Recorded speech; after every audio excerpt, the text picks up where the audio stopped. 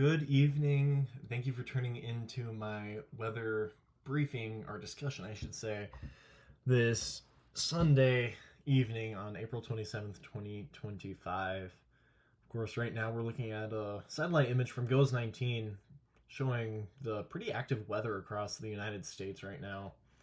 Of course, you see this.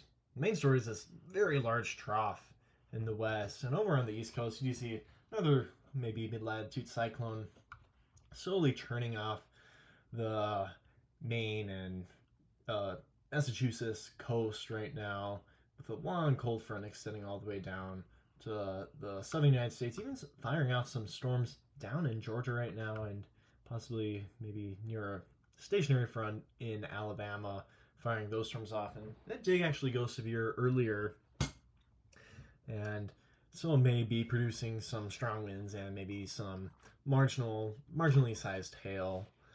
But of course, back to the trough in the western United States, which is the big story for today and going on till tomorrow and even the next day. You do see this upper level low really starting to spin across portions of the Nevada, Utah, with lots of cloud cover over Colorado, Wyoming, even Montana and Idaho. And of course, do you see this? Looks like a jet streak over here in portions of Mexico. Of course, those winds are translating down to the surface, really picking up a lot of dirt and dust. And even looks like some wildfire smoke, of course, associated with those dry conditions, with this more like continental tropical air, this continental tropical air mass pushing to the north. Of course, that smoke and sand and dust is pushing through New Mexico and portions of West Texas. Of course, associated with this upper level trough across the Rockies, as you do see in this area of divergence, we're going to see some lee side troughing and these lee side lows start to develop. And that's really what is triggering these storms out near the Nebraska panhandle. And also, the lee cyclogenesis right now is really causing this nice influx of moisture throughout much of the Great Plains. Of course, drawing that moisture from the Gulf, increasing those dew points to nearly 60 degrees up here, and that will continue throughout tomorrow and only increase as that low does deepen, pulling more moisture throughout the Great Plains. Of course, the Great Plains have been pretty active throughout much of the past few days, maybe past 5 days. Starting back on April 21st, we did see a decent severe coverage across portions of the Southern Plains and even portions of Kansas. Lots of hail and even a landspout tornado down near Fort Stockton. And of course, the next day, we also another landspout in Colorado, but mainly hail and some wind across Kansas and the Texas Panhandle. Of course, the next day was a little bit more significant. We did see some interesting weather, of course, in western Texas, and it did produce some tornadoes, if this is get a load ever. Let's see, April 24th. Does it get a load? I don't think it's going to load, but we did see multiple tornadoes throughout the Texas Panhandle area, as we did have outflow boundaries from morning convection across the Texas Panhandle, and those boundaries weakened a little bit. So when the storms finally latched onto them in the afternoon, it provided areas of enhanced vorticity that the tornadoes could, with their updraft, stretch up and produce more tornadoes. Of course, if you look at April 24th, multiple tornadoes with these two supercells down in western Texas due to those outflow boundaries, of course. And the same thing happened the next day. We had a overnight mesoscale convective system leave a boundary, and that, of course, produced more tornadoes across western Texas, but some hail reports were in New Mexico as well. Of course, on yesterday, we did see a tornado in eastern Oklahoma due to that another mesoscale convective system moving through that had a little bit more spin to it and was able to produce that tornado near southern Oklahoma. But we did see a cold front push through New Mexico, but it left lots of moist air and a decent amount of low-level shear, providing a nice post-frontal setup in New Mexico. Of course, those tornadoes did form. We were a little bit, there was a concern that some near surface stability due to the cold front would inhibit storms, but there was enough afternoon daytime heating that we didn't have to really worry about there being a stable atmosphere near the bottom.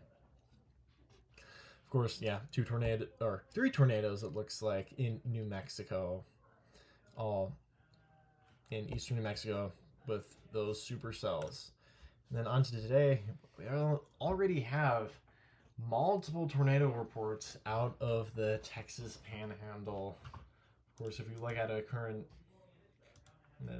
satellite image, you do see lots of overshooting tops across portions of Nebraska and Montana associated with those pretty strong to severe thunderstorms. If we look at our current surface analysis, you do see this long dry line stretching all the way down to Mexico with dew points of like 29 and 65, so a pretty tight gradient. And it did look decent for some storms to fire out near like the Texas Panhandle and into western Kansas. But since we didn't have these wind barbs really like converging towards each other, we didn't see much convergence near the surface, and that really inhibited our storms from trying to push up and break that cap. Of course, over near the surface low, this lee side low, we did have a lot more convergence near the triple point, and that of course led to more upward motion, causing those storms to really start to develop earlier this afternoon in the Nebraska Panhandle. Of course, looking at our current hazards across the U.S., red flag warnings across New Mexico, Arizona, Southwest Texas, and Colorado, and even Kansas, due to those strong dry winds coming up from Mexico. Even some high wind warnings across central portions of New Mexico. Of course, tornado watches are currently out, along with some tornado warnings down in Nebraska, and even some severe thunderstorm watches all the way up to Montana. A pretty large severe thunderstorm warning out there.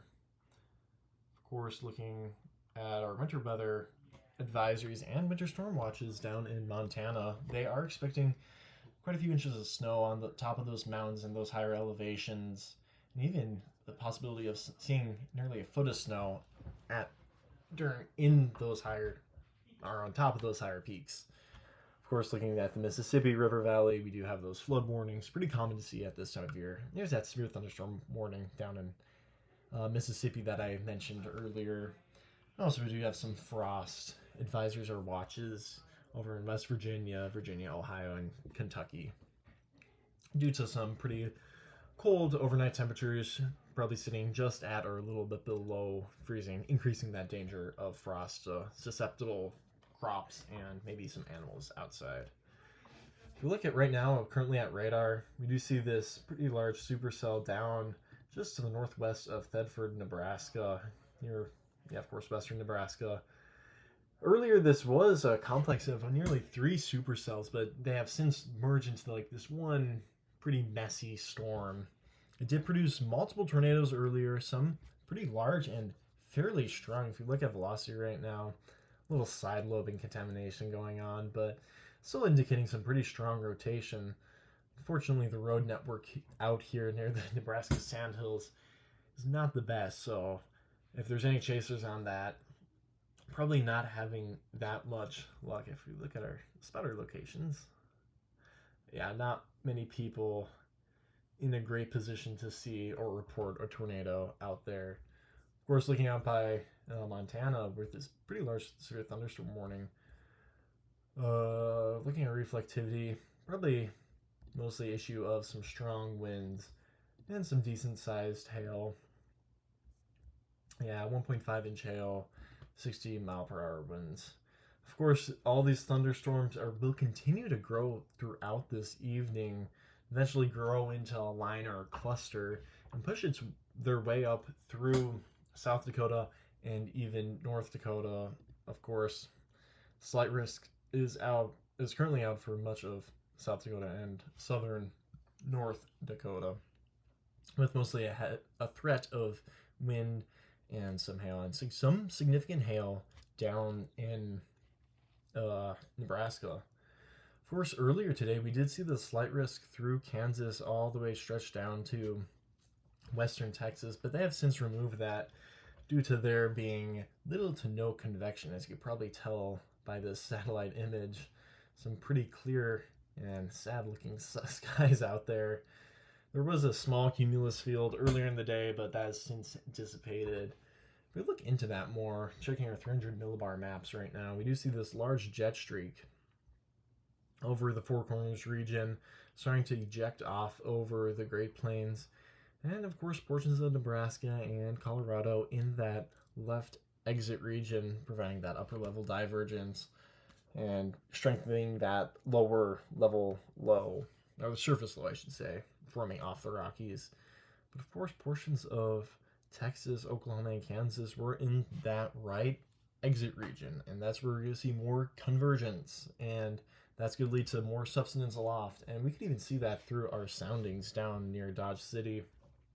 As you do see, we have this elevated mixed layer near 700 millibars, or the cap I should say. Of course, throughout the day, this was at 12Z, and then at 20Z, we did see that slowly move down to maybe like 750 millibars, indicating that sinking motion across most of that area.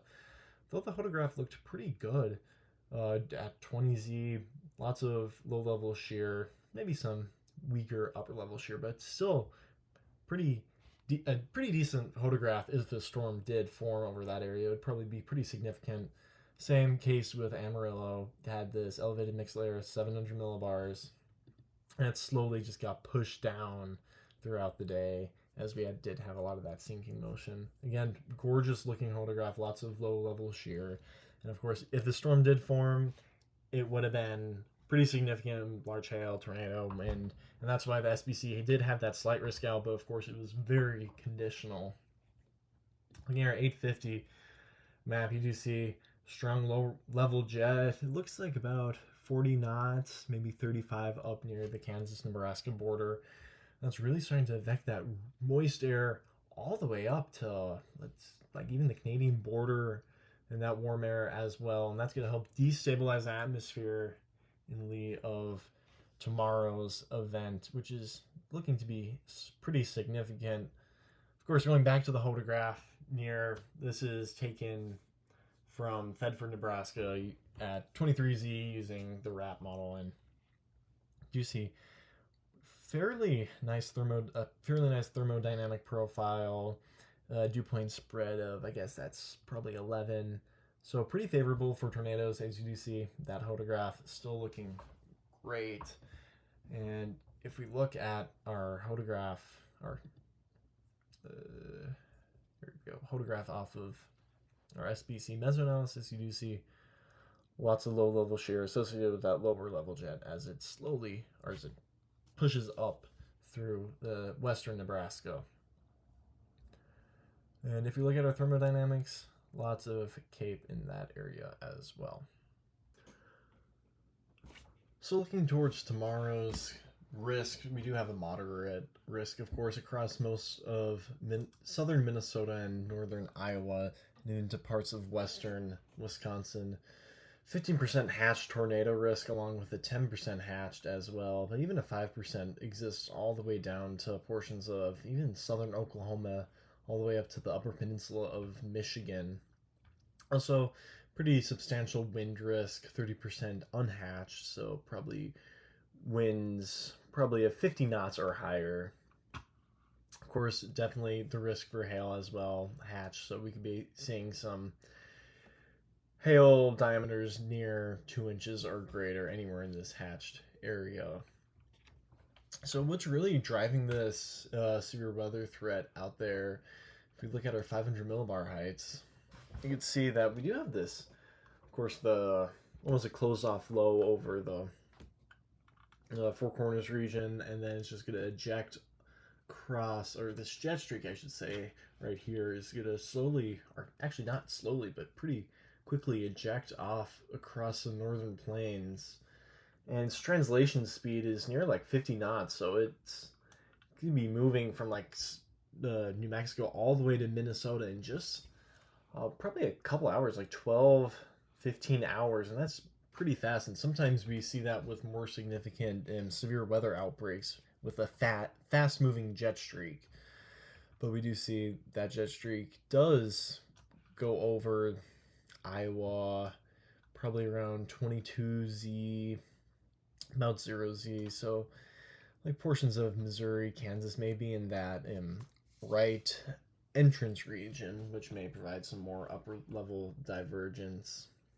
Of course, if we look more at the HER, you can see what is really starting to drive this up. So we have the surface low over in northern South Dakota and central Minnesota. And then we have the dry line start to push up, which is pretty far to see a dry line all the way out in Iowa. There's the cold front back there, of course. And it's a decently sharp dry line, so we could probably expect to see some storms start to fire off that. Of course, you do have these little kinks in these the lines of constant geopotential height, or isobars, I should say, not geopotential height, but those isobars might indicate some prefrontal storms based on those confluence bands. So we may see it like out here, let's see, like probably eastern Minnesota into far eastern Idaho or Iowa and throughout Wisconsin, which is full of sounding from this area in central Iowa where that dry line is pretty capped right now. Of course, we should probably ignore this since this is the HER, and the HER tends to under or overmix the atmosphere. But even just the photograph looks pretty substantial. Even though storm motions will be moving at 50 miles per hour, there's plenty of low-level shear SRH values in the mid 300s currently, or for that time frame at 0Z. We choose maybe another one further east, or further north, I should say. Now we can see they're not capped at all. Probably at the convective temperature, 81 degrees. Yeah, convective temperature is 82 degrees, so you'd be seeing those storms really pop up across the dry line there. Again, more great upper or lower level shear, not as much upper level shear. Of course, you have that jet streak. It's timed a little bit too late since it'll be moving over that area throughout the midday. And if we actually go back to looking at the HREF model, if we go to our 700 millibar, actually 850, we can get a sense where the lower level jet is. So this is going to tonight, as you can see, again, that lower level jet really making those storms down in Nebraska really pop off and become significant tornado producers. As you do see by 21Z, that jet streak has gone through most of Iowa, and Wisconsin's experiencing most of the strong winds. But by the time storms fire, probably around 22 to 23Z in Iowa, the jet streak, or the lower level jet, is weakening a little. So it's not a perfect matchup between the initiation time of the storms with the strongest low level shear, but it still will be a pretty significant outbreak if storms do occur. Of course, the HER is not convecting any storms right now, which is a little bit unusual, but since the HER does tend to run a bit on the overmix side, we could probably expect the simulated reflectivity not to be the best at showing the actual outcome of this. If we look further to the north, we get track the progress of the storms down in Nebraska, and they slowly move in the northeast, becoming this pretty large cluster, even like a little linear segment there going throughout South Dakota. Almost looks like a little mesoscale convective system right there. And we could probably be expecting some strong winds, maybe even some hail, small hail throughout Fargo and the Red River Valley. Probably some thunder up here to start off the morning in Grand Forks. Then we'll mostly clear out. And then there's also going to be these storms down in west central Minnesota. And those storms are just like off the surface low. So if we pull a sounding from right there, you could really see there's still a decent amount of low level shear. So I wouldn't be surprised if we did see a few like weak tornadoes within these like storms. May I have some embedded supercells. Probably nothing too significant compared to the stuff down south if it does fire, because it's a lot more of a intense environment down there, more potent with that the lower level jet more focused over this area. But that's mostly the risk for tomorrow. And of course, if we go to our national view, the risk of severe weather does continue throughout our dew point map. It will continue throughout the entire week mostly. We do see that dry line or the cold front stretching across most of the Ohio River Valley, Mississippi River Valley, bringing those storm chances to places like Oklahoma all the way up to probably New York and up here in Canada as well. Well, getting a little bit more local, we could check our CREF plumes here in Grand Forks. It is showing some decent rainfall for us. So you do see rain starting QPF increasing throughout the day on Monday, with ensembles ranging anywhere from about a little bit more than a half inch all the way up to 2 inches, but the mean probably is going to be about 1.5 inches. So we could probably expect, let's say, like an inch and a quarter to maybe an inch and 3/4 inches if we're lucky. But probably wouldn't be too concerned about flooding too much, though. Those storms might be has some heavy downpours throughout the morning hours with those embedded thunderstorms, of course.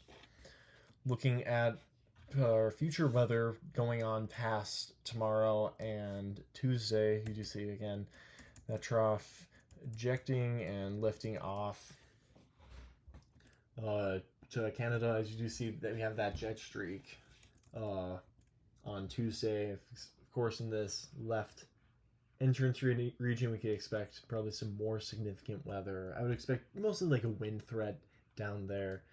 Also, we have this little segment down in Oklahoma, and that will probably be an area of more divergence and seeing those storms maybe in Oklahoma if we pull a sounding.